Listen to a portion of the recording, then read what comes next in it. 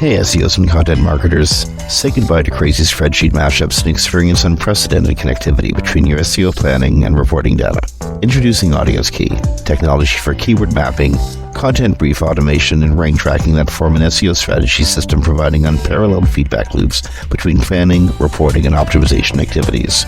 Put your time and energy into strategy, not data upkeep. Visit audiencekey.com and apply for a free trial today.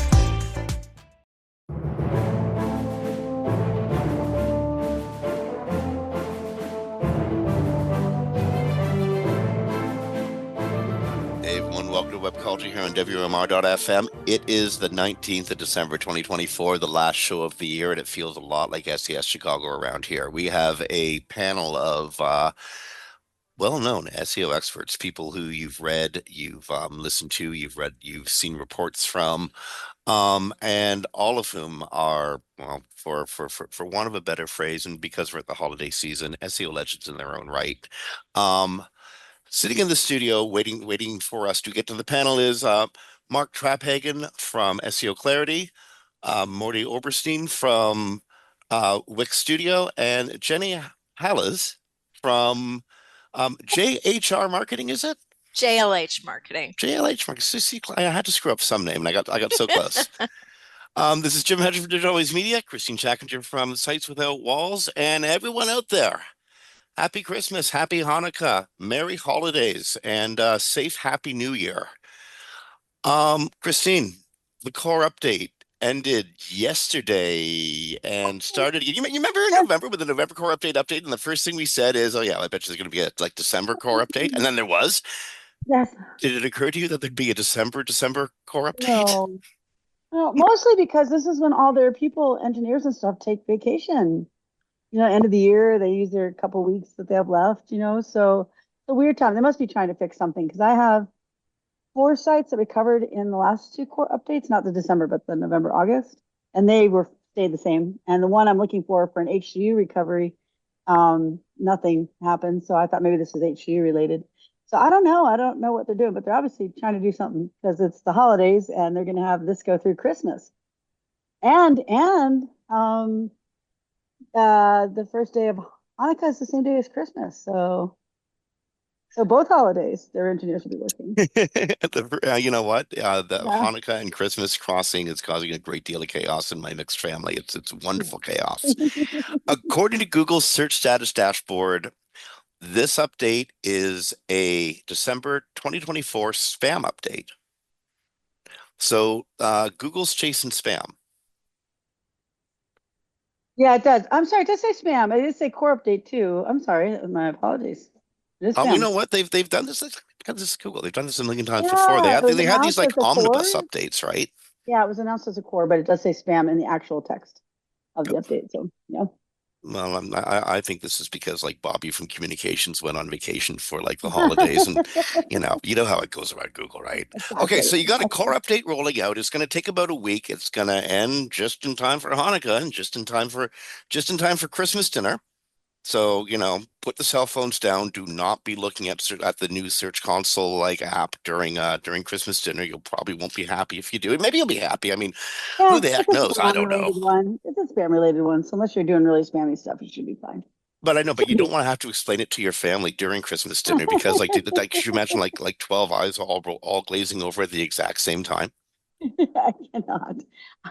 That's why I never talk about work in front of family or friends that are not in the. It's always best to talk about religion and politics at Christmas dinner. Don't forget that. Of course. Okay, so Google is releasing on the heels of the Willow quantum chip. Google is now releasing its own quote unquote reasoning AI model. And I say quote unquote because I honestly can't imagine how AI actually reasons. I can see it do a whole bunch of logical stuff, except reasoning is that reasonable? No, so Gavin Klondike, we've had him on several times. He's an AI cybersecurity expert, runs the AI Village at DEF CON, well, partly runs.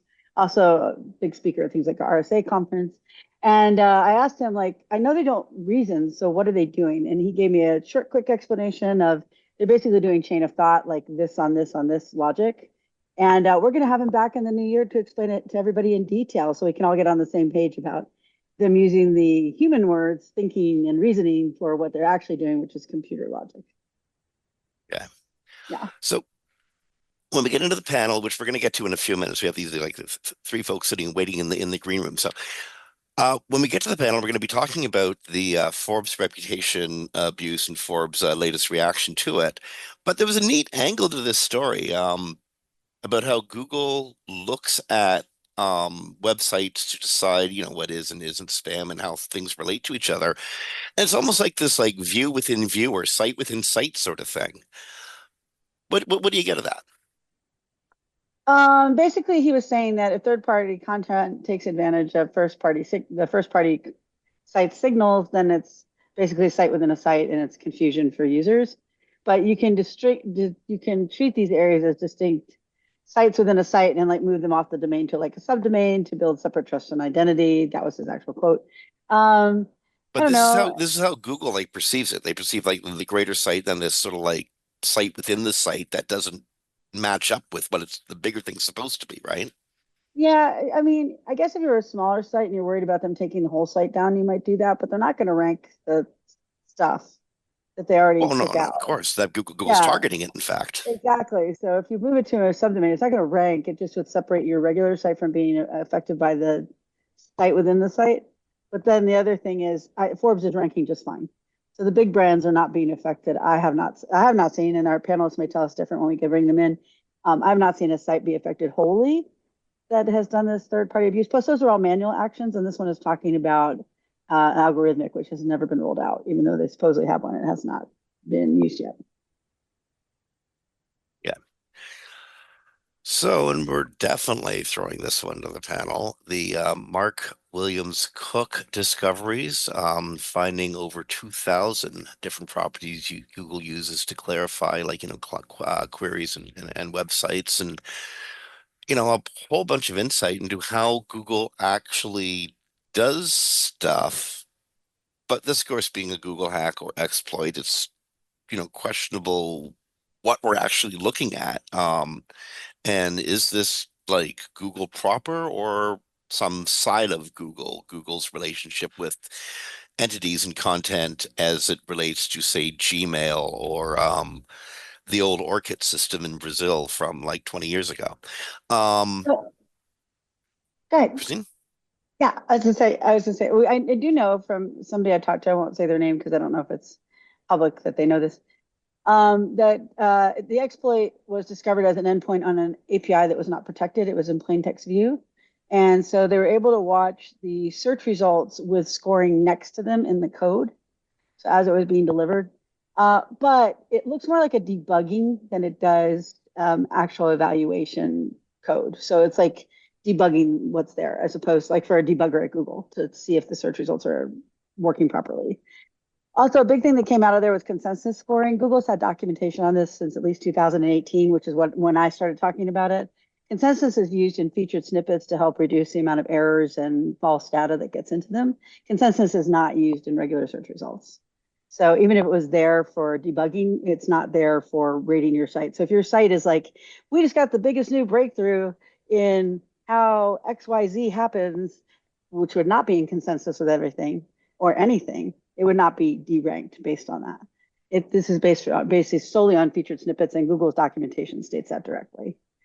So some of the other things that they saw were like quality scores, which you already knew existed, but it is kind of nice that they have the actual breakdown of the quality score. Like if you're 0.4 to on a 0 to 1 scale, if you're at 0.4 or below, you're eligible for search features like snippets. People also ask, discover, news. Well, when you have a algorithmic devaluation through an update like it's running now, you can't get into any of those things. You're completely removed from all those things. But now we know there's actually a scoring that occurs and what that scoring is.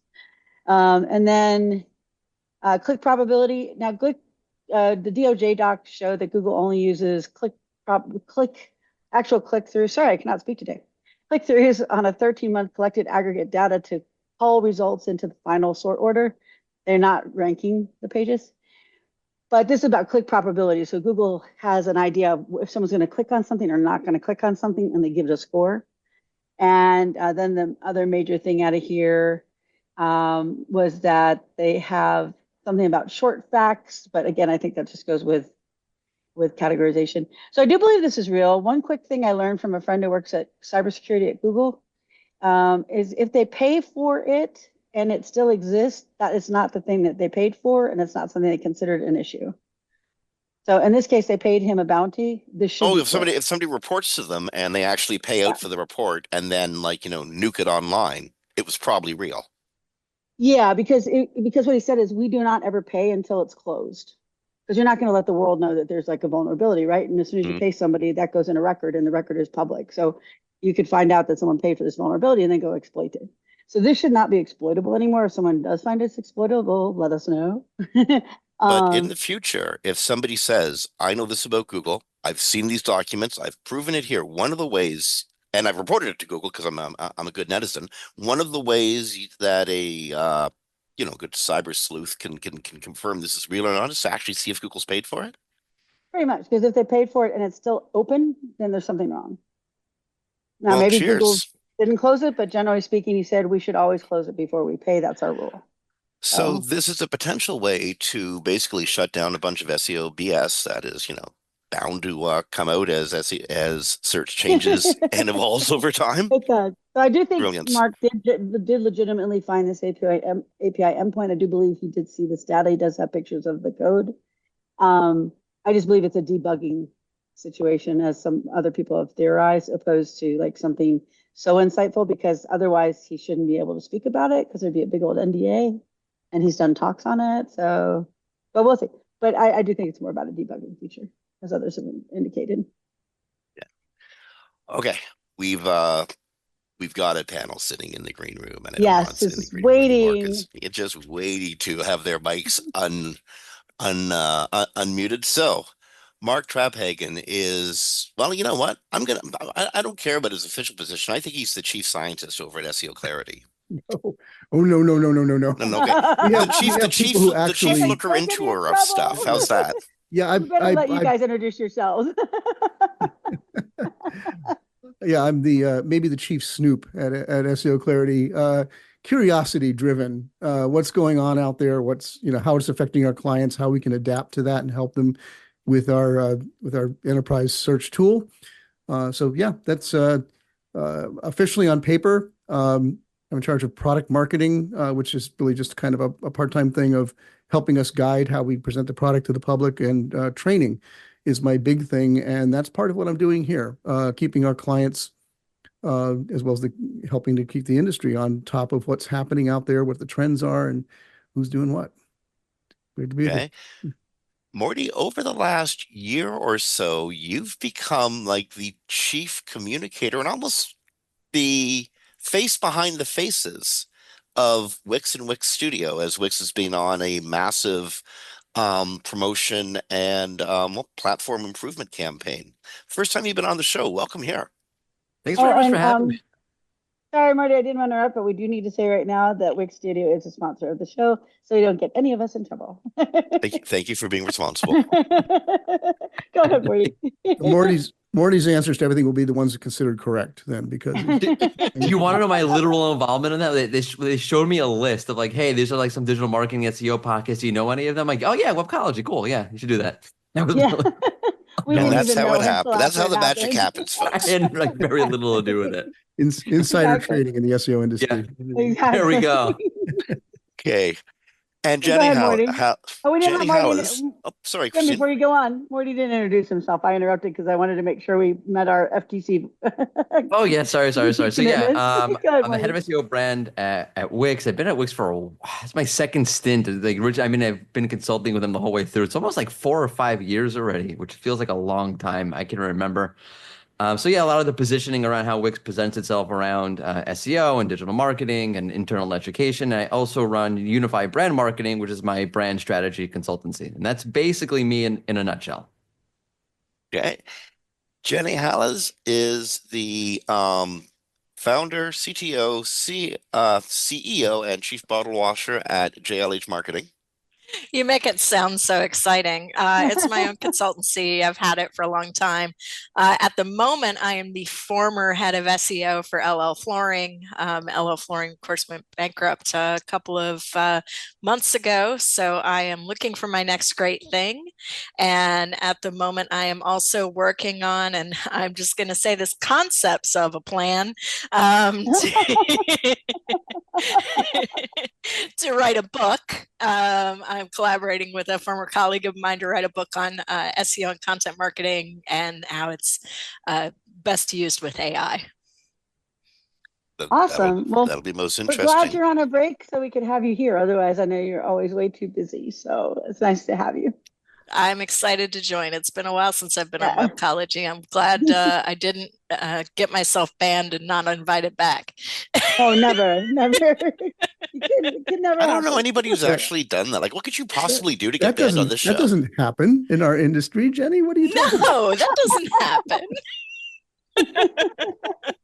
Okay. Well, speaking of getting banned and not being invited back, Forbes. What a This nice is a good segue into our Forbes He's story. good at the segues. That's why I let him. The art of this segue is an underappreciated art. Jim Hedger is the master of the segue. He's a master of the segue. I wish when those things came out, those look so cool, but they look like so geeky and dumb at the same time. But I wish. Soup it up, get it going like a good 30, 40 miles an hour. Okay, so Jim Forbes segues into a segue and then segues out. There you go. A segue of a segue. Segue stage left. That's how you podcast. Exactly. Happy. Okay, Forbes. Gosh darn Forbes. They're cutting ties with their freelance writers. They're citing Google's fan policy, and the explanation is that Google changed the rules. Panel discuss. What the heck? I mean, like, Forbes got away with this for so long, like forever. I loved how the explanation was parasite SEO, as though that hasn't existed for the last 15 years. Also, the Forbes people had a different SEO for every section. I'd see the ads all the time, right? So it's like, we need an SEO for cannabis. We need an SEO for CBD. So they had an SEO, different SEO for each thing. Now, according to the article in Verge, not Verb, the big product reviews, they were paying like to do them right. Like they were vetting them, the Forbes vetted section. So that writer can't understand why they were laid off. But it does seem like to me that Forbes is kind of looking in the wrong direction. Like the whole policy was the problem, not their freelance writers per se. What do you guys think? I have so many like thoughts about this because they got away with it for so long. I don't know like where to start with this. One is I feel like Google's you said Google's comms strategy or comms person went on vacation. I feel like they never had one. I don't know like what vacation. I didn't know they had one. Yeah, their comms strategy is like, let's throw Danny Sullivan under the bus on a consistent basis and throw him out there on Twitter. Yeah. They're basically communicating to an entire industry or entire vertical through algorithms, which is insane because people are going to see what's happening with Forbes, and as well as like it should. Like I'm not like, and I must say I'm not upset. Like it sucked. People lost their jobs, and it's not unhealthy for the webs that Forbes is not writing about whatever, like the digital marketing tactics, 5 ways to build links of the world kind of thing. But it is a bad way to communicate to the web about what you're trying to do because now people are going to see this article and they're going to think, oh, wait, what should I be doing with my freelancers, yada, yada, yada. And they're just making implications based upon this article, which is an implication based on what happened in the algorithm. But Google's not really saying anything. And I think that sucks. Well, this makes me think of like I'm going to go way back here. Like when my blog guest was targeted by Google for having guest posts. Have I got the right? It was Ann Smarty's site. Yeah. But she was told by Matt directly. Like she knew because I was with her when it happened. We were going on stage. I have to give her so much credit. She went through a presentation panel like nothing had happened. I remember that. I remember that too. I asked her how upset she was. She goes, "Well, I am, but I knew. Like he told me. I thought I had made enough changes, but apparently I didn't." So. But to what Mordy's saying, not to take. But that's the parallel I'm trying to come up with here. It's like this idea that because that site got hit and because that site was doing things the way that they were doing, that all guest posting is bad. Yeah. Just like now we've got this like all freelance contributing is bad thing happening on the other side of the coin. It's this knee-jerk reaction that the industry does. And I feel like that Verge article didn't do anybody any favors. Yeah. As they rarely do. It takes me back to the thing most of us probably remember. I think it was a couple of months ago now, where Google kind of quietly invited a lot of independent content creators to come in and talk with them, talk with their engineers, talk with the whole search thing like that. And you remember you probably saw some of the takeaways from that. Many people came away from that very discouraged because they felt like Googlers were being honest with them, but what the honesty was that we don't know what's going on. Like we can't. It was kind of a tacit admission that we've lost control of this thing. Not entirely, of course, but that it's become increasingly more and more complicated and less precise to tweak the algorithms, which may be why we're seeing so many updates one after the other. But that's pretty much what they said. We have a sympathetic ear. We hear you. We know it's bad. We know some of you got hit unfairly, but there's not much we can do about it because we don't really know how to fix it. Now, that was admittedly an exaggeration of what they didn't literally say that, but that was the impression that many of those creators came away with. Those are the ones that went to the summit. Well, that's what I'm talking about, right? Yeah. So I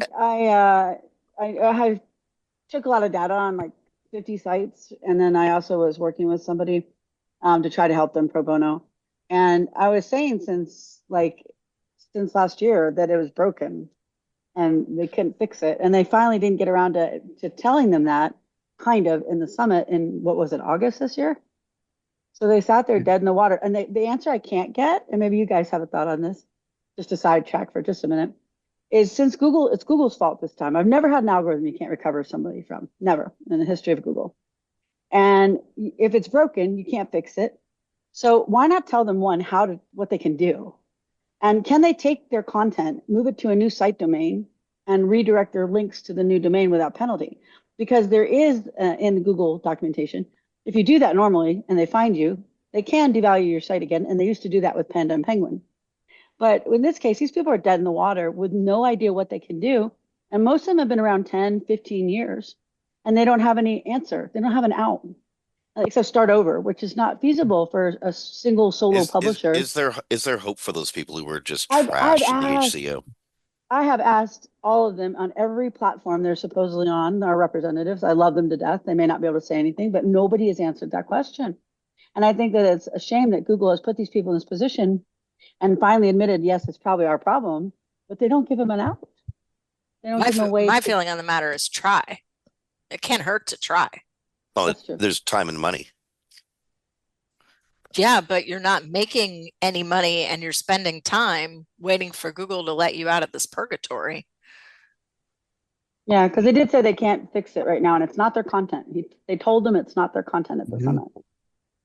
Yeah. Mark, just a second ago. Oh, Mordy, jump in. I got a big question for Mark in a second. Yeah, I'm trying to find it. I can't find it when Barry covered the summit. There was something that Danny said that maybe I have almost like a conspiracy theory that they know what the algorithm's doing. They know that it's hurting these smaller websites. And I don't want to say they don't care, but the algorithm is doing what they want it to do. And they have another priority. And that priority conflicts with these creators. And they're like, well, nothing to do about it, which goes back to the common strategy. Why would you invite them there just to tell them that? That's insane, but okay. Mark, a second ago in your comments, you almost likened the helpful content update to Google chasing after a lot of the spam at Forbes and then some of the other sites. And that's also because that got drawn into the guest blogging and guest writing idea. Is there a connection between all of those concepts? Does Google think a lot of guest posting is spam? Basically the question. Oh, wow. I think that's too blanket a statement. I'll go back to what Jenny said a moment ago. That's the kind of conclusion that people in the industry, or especially smaller operators that don't call things much, are going to jump to and do jump to when they see this kind of thing. I've heard Googlers make more nuanced statements on it. I know in the past they have said things that sound like that, but in the past, I can remember John Mueller saying things along the line of, as long as it's in line with the site and it's good quality content, that's our main concerns, those kind of things. But when you see mass actions like this, when you see whole sites going down or whole sections of sites going down, it makes people think otherwise. Well, as Mordy just noted, those sites are likely collateral damage for a longer term agenda Google has. And the CEO of Google was on CNN last week talking about extraordinary changes that are coming in search. Given what signals have been sent, what we've seen at both Bing and at Google in 2024, where are we going in 2025? I thought we were going to end on that, Jim. Yeah. Well, we can still Probably end spent on 2 that. hours on No, Yeah, we can. trust we me, can this still goes end to a on that, bunch but of And that's our different, show, bunch of folks. different Thank you very places. much.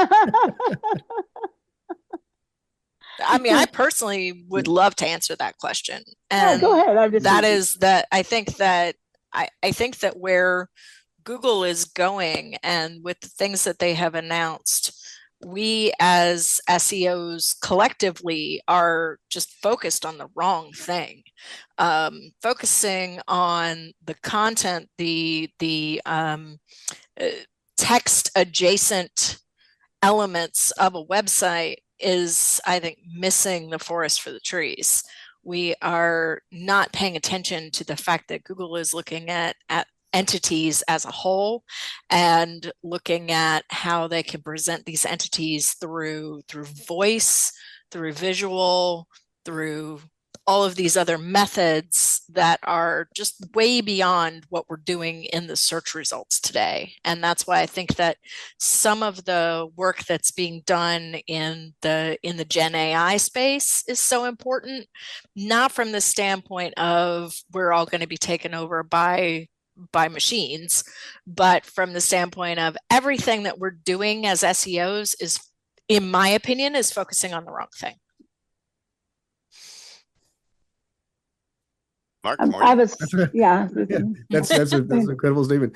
I mean, you mentioned, Jenny, I want to push back just a little, not push back, but ask and get clarification. You said concentrating content. When you mean that, I think what maybe you're meaning, and tell me if I'm wrong, is the concentration on producing like one piece at a time type of content, like well, we got this keyword, we got this one thing, we should have a page about that, we should have a content about that.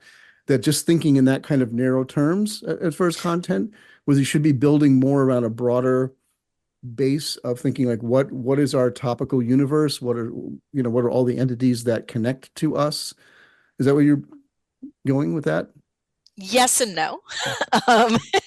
Good. I want to hear the no. So honestly, I think if you're still focusing on like one keyword, one piece of content, you are about 5 years behind. Yeah, totally. If you actually want to get into the future, you're thinking more the way that Mark was talking in terms of where do I fit in this entity space.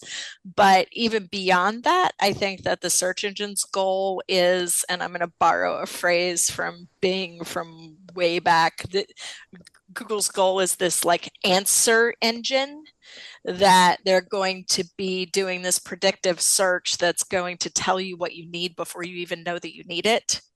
And that is where I think that as marketers, not necessarily SEOs, but as marketers, we need to be focused. Yeah. I think one quick thing, and I want to give Mordy a chance. I'm sorry, I know we're kind of, but I just quickly want to harken back to one of your news items, which was about the Google breakthroughs, claiming these major breakthroughs in quantum computing. I was listening to some science shows about that recently, and I don't think we really understand the significance of that, because we've heard the term quantum computing for a while, and we think, well, that's here now. And in a sense, it is. But what I did not know about this was that quantum computing, for the most part, is very, very error prone, because of all the randomness there. Like while it can do tons more than traditional computing, it's also way, way more error prone. So allegedly this breakthrough that Google's made will take care of that. Will give the capacity that the error correction can be up to the level of where it's truly useful. And the reason I bring that back up is because if and when that goes into play, everything changes with AI. The next step up. All the things we complain about, I'm not saying AI will get perfect and be wonderful and good. I'm not making a value judgment on it. I'm saying its abilities we haven't even seen the beginning of yet. And the fact of this Google announcement makes me think that's coming sooner rather than later. Yeah, I think Yeah, and then go ahead, Morty. no, Go ahead. sorry, Kristine. No, you're No, good. you're the guest. I was just gonna leave No, the it's your show. conversation along. Go I ahead. insist. No, I insist. It's gonna harken back to what It's like a Canadian it's kind of in line with what Mark podcast. is saying. If the AI does get better and people are using it more, and to what Jenny is saying, like Jenny, I wonder what your thought is on this. Like the way I kind of think about it is Google's like a moth, and like a moth, Google's attract whoever has the biggest digital light. So it's not just, are you optimized for this keyword or this? And it's what's your digital presence and what does your digital footprint look like? And that's what the LLMs are basically doing. Like, it's no surprise. So you ask, like, what's the best place to get wings at? It's telling you Wingstop and Buffalo Wild Wings. Like, they just have the largest digital presence across the board. Yeah, I don't disagree. Was there a question? No, I was just trying to tie it back into what you were saying before. Do you like my analogy is the question, the digital moth thing? Well, really, was it an I think analogy or was maybe it a that- simile? yeah. I guess it's I think maybe maybe it's a tie-in- metaphor. Yeah, maybe the tie-in is that your presence beyond your website is going to become even more important, right? All of a sudden, for years we kind of laughed at and ignored all those third-party review sites, third-party best. But that's where it's getting its answer. If I asked for the best backpack for this kind of situation, the answer I get from an AI search engine is based largely out of those aggregated materials. When I ask what are the best pizza places in Durham, North Carolina, what I get back in ChatGPT or Perplexity is answers based on those articles, not on local reviews or anything like that. It's on, Travelocity's 10 best pizza places in Durham, North Carolina. That's where it's getting the information. So having your brand show up positively in as many places as possible is going to be even more important than ever for SEO. I feel that's where SEOs get lost with this whole like brand and SEO thing. They still get, I feel like maybe it's a little bit of a hot take. I feel like they're still like getting caught up in like optimizations or whatever it is to get your brand and your branded keywords and yada, yada, yada. It's not really about that. If you want to get mentioned in those articles, like you need to build momentum, you need to build engagement, you need to build an actual presence. And it's really tangentially tied into the SEO part. Yeah. But it's like Jenny said, it's more like you're almost thinking, not almost, you are thinking like a marketer at that point. Mm-hmm. Well, and I think something you. Oh, go ahead, Kristine. You haven't had a chance to talk in a while. I'm one of the hosts. Go ahead. After you're done, I have a question for Morty. So go ahead. Okay. Well, the fact that Mark brought up the 10 best places to get pizza on like Travelocity or whatever, that to me, that is the crap content that is all over the web that is driving the AIs. Yeah. And to your point, yes, that's absolutely where that answer is coming from. Is that where that answer should be coming from? I would say absolutely not. And see, I think that is what Google has recognized, is that although the answer is coming from there, that's not where it should be coming from. And so you have to look deeper than just that textual content and all of those stupid 10 best lists and all of the Yelp reviews and all of this kind of thing to get a more holistic response. And that just doesn't happen without some additional input that is in the form of non-web based information.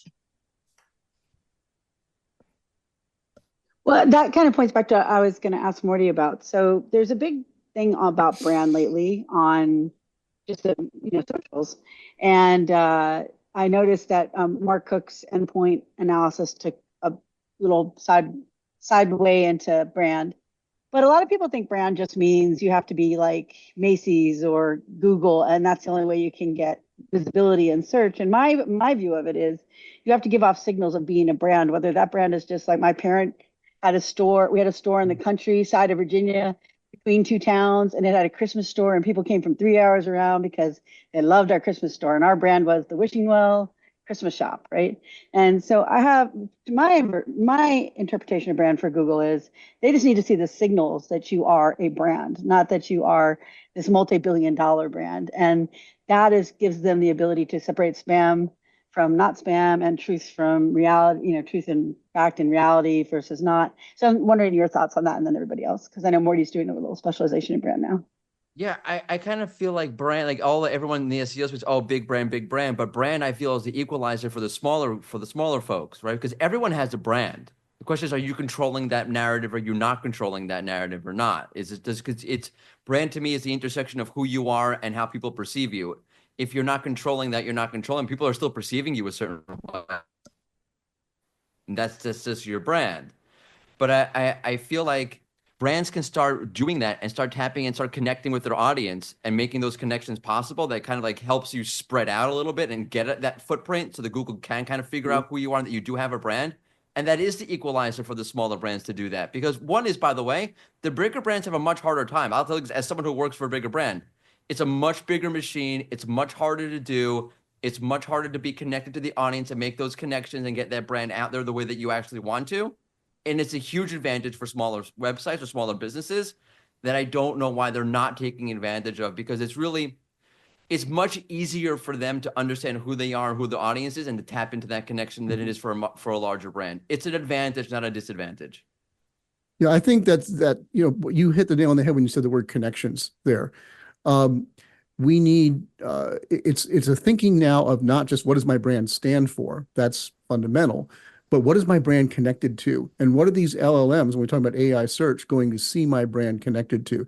That's where Jenny's point about the entities comes in, that network of node. This is the way we're thinking. We're advising our clients at seoClarity. It's the way we're working at seoClarity itself. Is what I'm doing is making sure that our brand more and more is connected in with the signals that tell whether it's Google, traditional Google, or it's a AI search engine, an LLM going out and looking, that these are the things that associate with seoClarity. These are things that associate with the brand, building that web more and more around. It's kind of like the old link. So it's maybe the new link building, is entity building in a way, right? I would agree with that. Definitely entity building is the new agree. link building. That's a hot take right there, Mark. Yeah, well, there's truth to that, because like You when can use that. when people talk about they put in an author's name and suddenly they get more traffic, it's not because Google knows the author, it's because the entities related to a well-known author are much larger. There's more of them, they're more searched, they're more frequent. So people now find them in more spaces, they're more visible than they would be if they was just, staff writer was put in that place. So is that kind of how you're thinking of it, where entities connect to entities? And well, yeah, the kind of entities that connect to you are the clues. They're the evidence, the forensic evidence, if you will, of what your brand is really about. And in the old days, in the original Google algorithm, of course, that was links. Who linked to you was what told them what you were about, right? Now it's bigger than that. Links are still in the mix, but it's much bigger than that. It's the ability to go out and see through these LLMs to detect the way that you're mentioned, the way that you're talked about, what you're connected to, who's mentioning you, all those things become signals that tell it what you should be associated with. And that's what I'm saying is like, just getting your brand out there, making sure you're making those connections. It's more than just getting mentioned, in those silly top 10 articles and things like that. But just, yeah, all the places that it might be looking, the content that you're surrounding yourself with, everything that points to exactly what your brand is about. At this point, before I'm sorry to cut you off, Jenny, but at this point, I think it's interesting to point out to the audience. We have a panel consisting of somebody who works for an SEO enterprise platform that is also a massive set of tools for large scale websites. We have somebody who works for an up and coming website builder that is also highly focusing on SEO. And we have a hands-on SEO who uses the tools that the above aforementioned persons make and develop. Looking at AI and e-commerce, And information you planned all that, retrieval, didn't you, Jim? it's amazing how the world works out, eh? Well, Um, I contacted everybody. That's okay. that's Anyway, go this ahead. is Christine. This is Christine's show. She she Web, she she produced all of this. it's the Webcology diversity program in action. It still exists. Given just where the three of you are coming from and looking at AI's impact on search, on tools, on search results pages, um, how is moving to 2025, what you're looking forward to, your optimism, the how this is going to change your workspaces, your tools, and your relationships with either clients or with users for the better. Well, I'll start by saying like we're heavily investing in helping our clients to detect their brand presence in these LLMs because that is I'm going to tie that back to what we were just talking about. It's kind of reverse engineering, just like, SEO in the beginning is trying to reverse engineer Google, right? Now we're reverse engineering what are these stupid LLMs seeing about us from their output. We can tell like what they think we're connected to, what they think the brand is connected to, and begin to incorporate that into our content creation tools, our topical research tools, all of these things that are going to help people to show up more in that. So it's a whole different way of thinking. Thankfully, we've been prepared for it. We've been working in the entity and topical space for a long, long time, the AI space. But yeah, that's the big thing I think is now, just like for years, we've reverse engineered Google results, testing, trying, looking across billions of results to see how do we think this works? Why is one thing ranking over another? Now we're doing that same for AI search. Mordy and Jenny, what are you thinking about the integration of AI either into your product mix or into your services mixes? I feel like we haven't heard from Jenny in a while, so I'm going to hand the mic off. And I know Jenny's going to write a book about this, so come on. So yeah, I feel like we got to plug this. Yeah, this is like chapter 3 territory. Yes. So I'll tell you what I'm looking forward to that I think will begin to happen in 2025, but is still not real accessible yet. And that is really rethinking the way that SEOs and content marketers do their jobs, and identifying the real tools and techniques that can be augmented with AI to work much faster and smarter than we have in the past. There's been so much manual work that's gone into SEO and into content optimization for so many years, and that is just not necessary anymore with the AI tools that are with the AI coding that can be available to somebody, but it's still not readily accessible in the form of like seoClarity, for example, has some great tools within the tool set that help people do certain things, like the content writer builder. What's the name of it, Mark? Content Fusion. Yeah. Content Fusion. Content Fusion is a fantastic tool. And I didn't get paid to say that. I just really like the tool. Don't give Mark any ideas though. But there's still a limitation there because it's within a platform that has to be designed for the masses rather than for your specific situation. And so what I'm really looking forward to is the ability for individuals to use those collabs, to use that information to their benefit in a much lower code environment, so that people who don't know how to code, who don't know Python, can really pull some things together and make their work so much more efficient. And I think when we get that efficiency, we'll get the opportunity for people to kind of get their head out of the weeds and think really critically about what message they're sending, what entity they're building, how their reputation is in their industry, and all of these other pieces pieces that I think tend to get lost or tend to get knocked over to the brand or the PR departments and kind of forgotten about by SEOs. Now I'm really glad that I let you go first, because that's like exactly what we're focused on.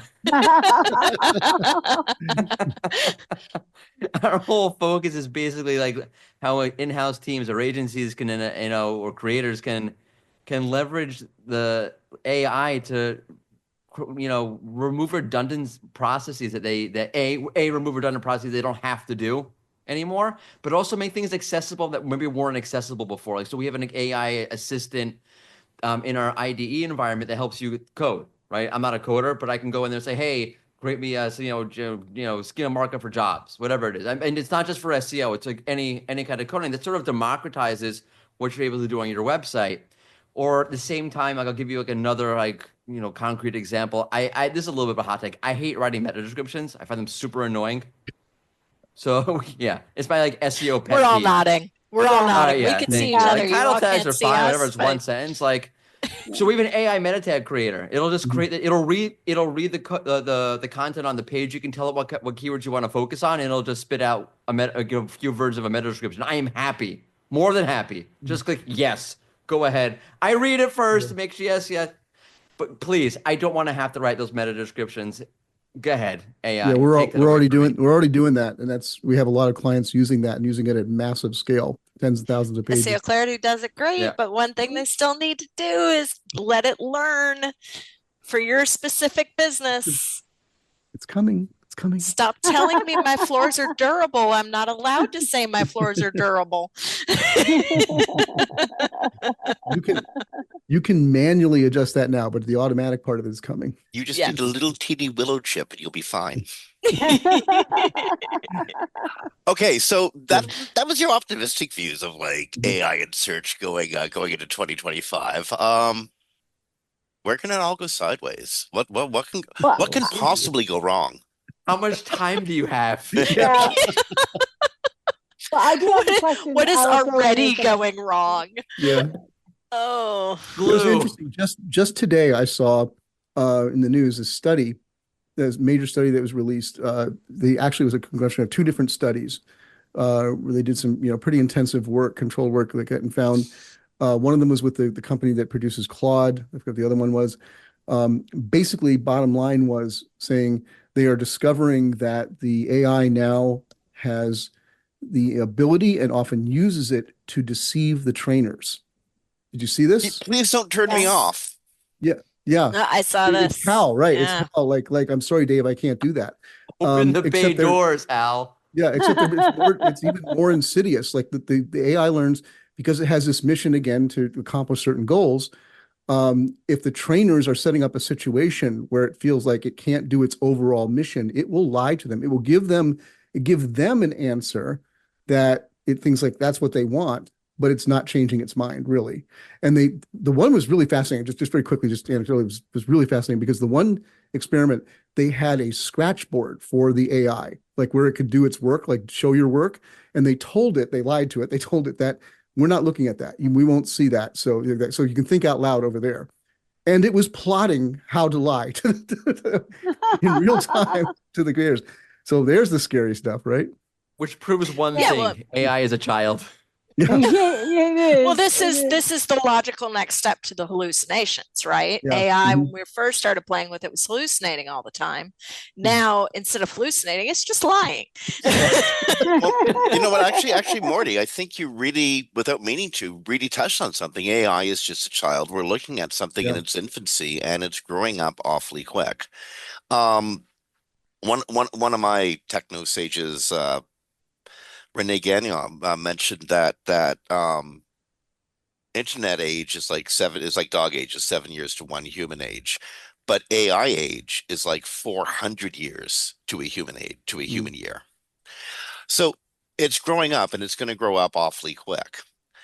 Um, but oh, sorry, ahead. sorry, Kristine. I'm having a hard No, go time ahead. phrasing a question. It's going to go down to human element. So, Well, what's your comment? We haven't talked about the real process issues though about this moving forward, right? So the costs are astronomical. They're reviving 3 Mile Island to power it. Microsoft is buying that. Facebook is buying a nuclear reactor. We have companies buying nuclear reactors. I'm not sure how I feel about that to power it. AI cannot train on AI generated content, and they theorize that like 60% or 80% of the web by next year will be AI generated content. Because it breaks So the will that model. make human generated content a serious premium? Yes, it does. Yeah. There's actually an article about it today. There's a whole research article today about that they need Sundar is even part of the conversation from Google. If you don't know the CEO of Google, someone listening.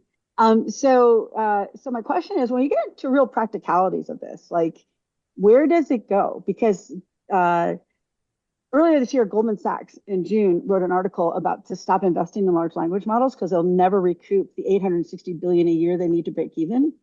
And then that's soon after that, OpenAI is like, well, we're going to do search and we're going to do this and we're going to do that, right? Because they gave OpenAI a 12-month life expectancy on their burn rate because Microsoft has labeled OpenAI a competitor. And so now they're not giving them the servers they need to do the work, right? They're doing some servers, but not the load. So because of the massive cost, the massive amount of investment needed to continue with this, does it continue? Or does it at some point, or are the only ones who continue it the big guys like Google and Bing and Facebook because nobody else has the money to just think into something that may or may not become, because it's not going to become AGI. They know that. It doesn't have a future except for what it is.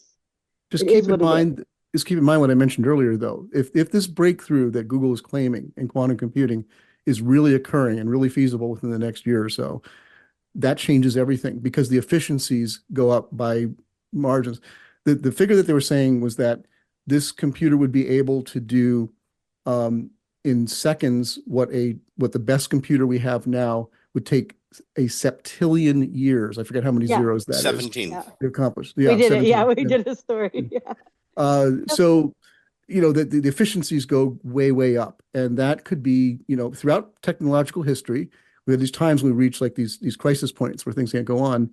And then there's a breakthrough that's a paradigm shift. This could be one. So if they're snowing us, if it's like cold fusion, then yeah, everything you're saying is right, Kristine. It's hitting huge walls. I would also say I agree with you 100% on if it becomes a practical use model. The issue is our security can't withstand quantum computing at that level. So will governments even allow it to become a thing? Because it can crack everything. There's nothing that's at that point not crackable. Right. That's a fantastic question. And I think what we're going to see with all of this technology is that it will grow. We will have some technological breakthrough that will be accepted, that will allow AI to continue to grow and the use of AI to continue to grow. What I think is more important in the short term is that we get to a situation where all of these disparate AI models come together, because what we have right now is hundreds, thousands of different models out there, all of which do some things well and some things horrible. And right now, if you're trying to do certain things, you have to draw on 4 or 5 of these different models at minimum just to complete your task, or to complete it well. So I think that AI in itself is going to have to grow up, and to use Mordy's analogy or metaphor of a child, it's going to have to grow into a teenager before we're going to be able to really actually use it at scale. So that technology is going to have to come, but so is the capability. That's a really good point because, go ahead, Marty. Oh, no, sorry. Your show. That's okay. No, it's not that. I couldn't tell. There's a delay. Just real quick comment on what Jenny said, is that Gemini came out with they got to stop.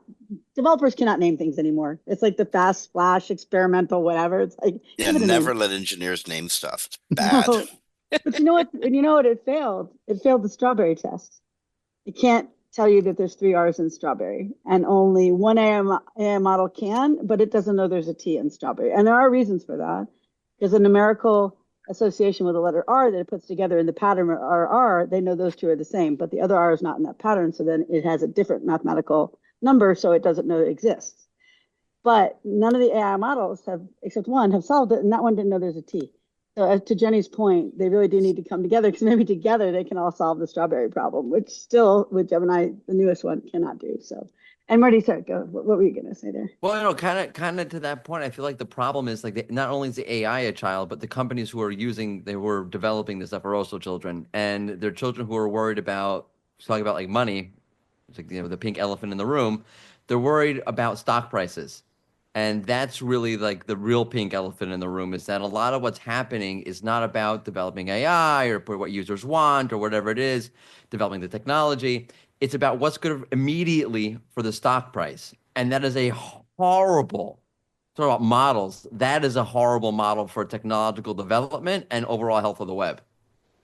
That's a really good point. A quick question to you on that one too. Oh, now I just forgot it. Oh my gosh. Go ahead, keep talking. I mean, Well, let me ask the panel this. If that is the model, right? We know that's the model. Stockholders control all. But so if we continue down the path of global inflation and the path of AI being so expensive and probably becoming only accessible to the elite at some point, how does that change the conversation? Yeah, it's really if you're part of the conversation or not, because there's a good chance that the vast majority of us won't be part of the conversation at that point. There's also a question I have to you guys, if you perceive it this way, because I do. This is the most amount of money ever dumped into a technology I've ever seen in the history of my life, where there was no market research, marketing plan, or marketing product. So the big thing in Goldman Sachs assessment was no one developed a product that ever is going to recoup the costs, so don't invest in it anymore, right? Because $20 a month memberships are not going to recoup $860 billion a year to break even. So did you guys notice that too? Like there didn't seem to be a lot of market understanding. Yeah. I forgot who put it out. There's a big like brand study every year. Like then they list like their top brands, and they listed Apple as a top brand, even though Apple lost, I think it was like 3% of their value or their profit or whatever it was. They lost 3% of something doing with money itself. And the reason why they still valued Apple as the most, valuable brand was because they felt that Apple was doing the research and had a plan about how to integrate AI. Not that they're not chasing either, everyone's chasing, but they have a plan and a development roadmap. Whether that's true or not true, like that was their perception of Apple, let's say, versus a Google, they felt was chasing their tail with whatever AI is the next greatest thing that's going to improve the stock price. So there's a huge amount of this chasing that's going on. It's devaluing. I feel like overall, it's devaluing brands. It's devaluing faith in the brands, which is also devaluing the brand, and it's putting a lot of these companies on a path where 5 years from now, they're going to look back at how do we get here in a problematic way. I think it's a real problem. Are we in a bubble? Is this a bubble, a perception bubble or an investment bubble? Or is there just too much energy going into something that isn't going to give back the warmth? Another .com boom? Well, yeah. No, more like LinkedIn .com right bang. Yeah. That is the talk on LinkedIn, that it is a bubble for monetarily, but a perception is a good way to phrase it too, though. Well, I mean, the tulip bubble, the infamous Dutch tulip bubble was driven entirely by perception. I don't know the Dutch tulip bubble. Well, it's a long story. incredibly stupid. Check it on Wikipedia, who incidentally desperately needs your money, friends. Support Wikipedia. Best links ever. Best information source ever. What do you Sorry, I guys just think? had to get that in. Jimmy Wales, I got Jimmy Wales in the back closet there, and he's been banging, saying, say that, say that, say that. Well, are we in a bubble? That's a great question. It feels like we are. I mean, like Kristine was saying, there's all this money going in and no real foundation beneath it. You see teams like big marketing company or big marketing teams rather starting to push back. Like I see the chatter of like the more I hate these words, professional or serious corner of the digital web is pushing back a little bit more than they used to. So I feel like that's where you see the perception bubble starting to pop a little bit. Okay, so here's the hard question. We've seen Google revamp the SERPs. AI overviews are hitting 60, 70% of queries now. They're even Wait, coming whoa, into the whoa, e-com whoa! space. Not even close to that. Where did you get that Oh, figure? I'm sorry. I thought they were up at like at What? Yeah, I think 60% my More now. like theory might have, 4 to 6%. yeah. Thank you for the correction. That's an important correction. Oh, Thank you. that's by the way, just that, sorry to interrupt your chain of thought, but like that is important to say like why No, I am on terribly. public record. I've been on public record for a long time saying that I think AIOs were entirely investor driven. It was investors screaming at Google like when ChatGPT came out, like where's our AI? Where's our AI? And That makes Google, sense. when as I predicted, when SGE it was like 60%. It was all over the place, right? I said that you're never going to see that, and you didn't, like because they've just drawn it back to where it's safe, the bare minimum, so they can show the investors, see, we have AI. AI is in our search, but any place where it's going to touch the pocketbook, they're very careful about it. Well, you know I'm what? I sorry, think Tim. Yeah. you know what? You just answered my whole dang question there. What's my question was, what's going to happen if the Kristine. bottom drops out, if they discover that the users don't in fact want this or want to go in this direction, or that it's not useful in the long run to them? What For, happens to for the search? What happens to the is it going to be like that whole season of Dallas that got canceled because it was just a big dream? Is that what 2024 is going to be like? yeah, I think Google's already doing the end run. Like AIO is up there to satisfy the investors. Hey, we have AI. Okay, shut up. The real play is in reorganizing the search results. I think that's really, using AI to, yeah, I see Mordy waving there. Yeah, this thing that came out with recipes now, where it's AI organized results, where you don't see the traditional blue links. You see the AI is used to take, I need quick dinners for a family of 5 with young children. And it organizes the recipes into, 10-minute dinners, one pot dinners, dinners for picky eaters, and Google said that is coming to the rest of search eventually. That will be the huge change, and that will maybe be the most interesting and useful use of AI technology, to say like it no longer should just be based on, there's one winner at the top, 1, 2, 3 gets all the clicks, and then everybody else is that. But how can we help you to dig deeper without digging deeper? And so I put in like I need quick dinners for a family of 5 right now. And and the questions you didn't even think to ask are organized for you. Well, and here's Well, what I'm talking about with like the answer engine concept, right? Is the Mhm. ad that they're running right now, where you take your camera and you take a picture of your Mhm. fridge and Google and use Google Lens and say, hey, what can I make for dinner tonight? Google uses AI and information in their search database to come back with a list of recipes you can make with the things that it sees in your fridge. It I just mean, tells it's me to clean up. It just tells me to clean my refrigerator. That's all it tells me. mine needs that right now. Yeah, that's why I theorize that they're putting everything into these little boxes.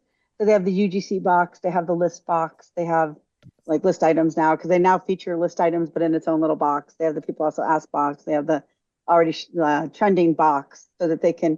It's a process as Tanagram. They can use Tanagram to rearrange based on AI results. I also wonder how that'll break down communication between people. Because I'll say to a friend, like, go search this, and go look at this. It's in the top. So if everybody's Yeah. results are individualized, is that a positive or a negative?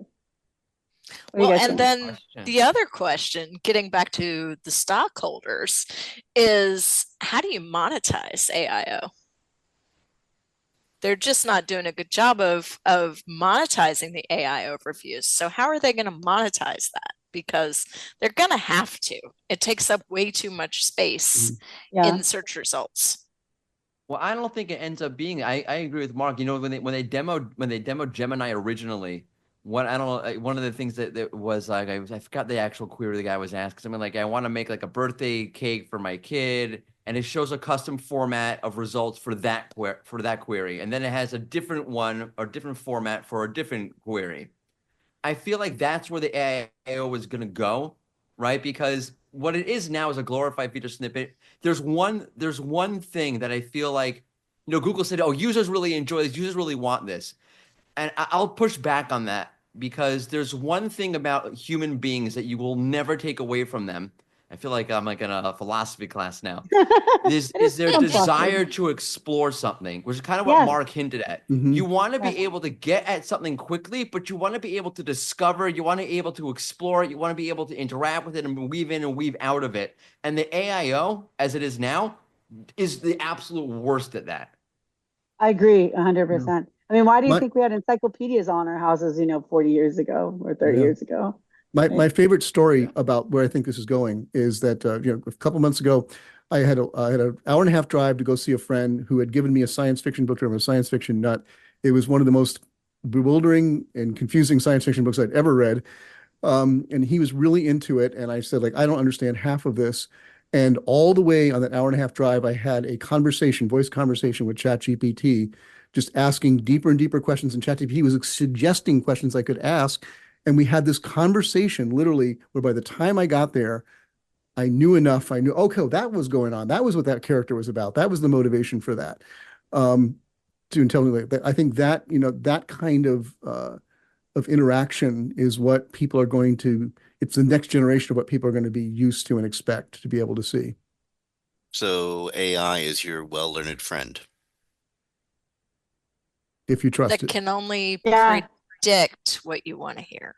Yeah, my problem with anything written by AI is I have to know it well enough to know when it's not telling me something that's accurate. So then I just skip it. I'm like, oh yeah, no. Oh, well, Yeah. as I understand from something Mark inferred way earlier in the show, AI is about to start learning, it's about to start learning who you are and what you are and, and following up on that. That's what I heard. Well, it already can to a certain extent. Sort of, kinda. It's not really. Halfway, that's right. Yeah, But the key is that AI is still just predicting an outcome. It's not it's not reasoning No. to the level that people seem to think that it is. It is still Like just taking a corpus of information and predicting what the answer should be based on that corpus. Without knowledge of It what it's wasn't- writing either. Right. Yeah. Right. When I say I had this conversation, it wasn't that ChatGPT knew more about the book than I did. It's that there's a lot of people out there on the web that knew a lot about it and written a lot about what this means. It was just helping me by summarizing that, but in a guided. The useful thing, the point I was trying to make is that it wasn't the information so much as it was the guidance, the expansive conversation that it was taking me on. Oh, this should be the next logical question. I want to know more about that. Go deeper on that. That way of exploring the world, exploring knowledge, which you can do on Google, but it's takes a lot more work.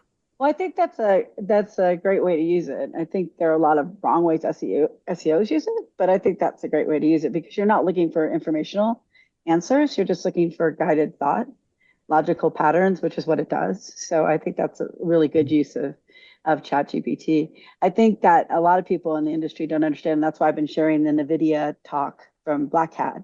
It's just predictive text and pattern recognition from what it had before.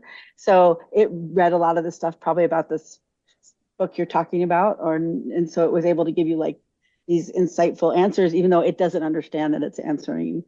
Yeah, I mean, even answered in the sense of like it said, like many commentators say, or sometimes it would say like many commentators say this, but others say this about it, would give me differences of opinion. But it's just drawing from, all the writing about this book that was out there.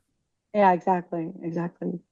But when it comes to informational, if somebody says like they rate something and I can tell it's written with AI, I just skip it. It's like I don't have the time to figure out what's right or what's wrong. What's that? I have the same mistrust, like that, and that's really the problem. That you don't know where you can and where you can't trust it. And if you're dealing with something, a technology that you're still wondering if you can trust it, that's a fundamental problem. And that's where all those other signals come in from Google. This is where the future of search is headed. Okay, you know what? We can talk. Well, no, we can talk about the future of search forever and ever and ever. We are down to our last moments of the show. Do the three of you, do you have any like quick, you remember the quick elevator pitch? You had 30 seconds and you got to, what do you got to do? What are your tips for SEOs moving forward to 2025 in your elevator pitch style? Do you want to start with Jenny? Sure. Give me a job, please. Okay. Jenny's amazing, by the way, if anyone hasn't figured that out yet. Yes, somebody snatch this person up. You're being stupid out there. You've got one of the best SEOs in the world available. Actually, 100%. Please. Totally agree. Thank y'all. Yeah. No, seriously, just question everything. Don't assume that anything is exactly as somebody else says it is, because it all varies depending on your own needs, the needs of your clients, the needs of your customers. Mordy, what's your 30-second tips for SEOs going into 2025? I'm not advocating for LSD. I'm also not advocating for LSD, but I would ask LSD. I would ask SEOs to open their minds. Okay. Mark. That's a very psilocybin answer. Yeah, I mean, I'm in the same line with Jenny and Mordy. Open your minds. I think the most discouraging thing to me about the big the first leak, the first big leak, the Mike King, Rand Fishkin exploit leak, was seeing so many SEOs jump back 10 years. In terms of this individual factor, this one thing is going to make the difference, and that's just not the way it works. Taking a more holistic view, thinking about your brand, thinking about your customers, thinking about your clients. If you're focused on that, you're focused, product process, client focused, building around that and around what satisfies that, building that reputation. As I said, building your entity universe around your brand. I think these are the big things that are coming in the content world. Again, think more topically, think more about relationships between things rather than individual one-offs on things. So when we started the show, I noted it's we're recording this on the 19th of December. 1 week from today will be the day after Christmas Day, the day after Hanukkah. This feels a lot like SES Chicago. This is our last show of the year. We're taking a 2-week break. And wonder, do any of y'all have Christmas plans? What do you got plans for the holidays? What? It's the best feeling. We're all chilling out now. We're done. What do you all for the holidays? Well, I want to say Hanukkah being the first night is, my Steelers are playing the Chiefs. It's like greatest Hanukkah gift ever if the Steelers win. I know. Okay. I've got the best of both worlds going on. My family, we always do Christmas on Christmas Eve. I'm going to do that, obviously, but I'm currently, my primary partner I'm dating is Jewish. So starting that day's just the start. It goes on for another 8 days after that. I'm loving it. That's awesome. Tough. Have fun. We know how to party. Yes, you do. I'm going to be enjoying my last Christmas with both my children living with me because my oldest is headed to college next year. Wow. Oh my gosh. I remember the pictures when he was so little. And one thing I wanted to say before we go, Jim, because I know you're about to hit the close, is that I really appreciate you guys coming on today. Each person here, for those listening, I've known at least, probably a decade, maybe Mordy, maybe a little less. And they're some of the best minds in search in the industry, but they're also some of the best people. So thank you for being on here today. We really appreciate you. And now I'll let Thanks Jim so much, Kristine. Yes. You're welcome. Love being here. I was going to say a variation on that, but I think Kristine actually, Kristine said it best. So I do want to thank you all for being here. It's a wonderful gift of your time. So thank you. Friends, it's been Webcology, recorded live to podcast on the 19th of December 2024. In the studio, we've had Jenny Halasz from JLH Marketing. Yes, maybe woohoo. Mordy Oberstein from Wix Studio, and Mark Traphagen from seoClarity. On behalf of Kristine Schachinger from Sites Without Walls, this is Jim Hedger from Digital Always Media saying Merry Christmas, Happy Hanukkah, Happy Holidays. Biggest love, be safe, be smart, rank well, be kind to each other, and we'll talk to you next year. Bye, everybody. I'm waiting.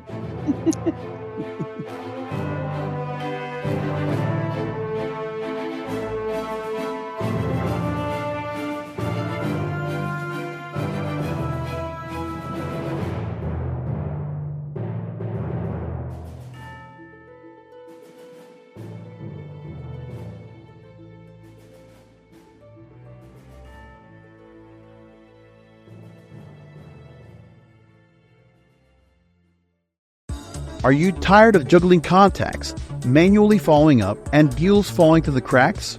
We can fix it so you never lose another lead, enabling 24/7 sales and support via an AI that learns your business. Ready to close more deals with less hassle? Get a free trial of our marketing automation at thebuzzcrm.com.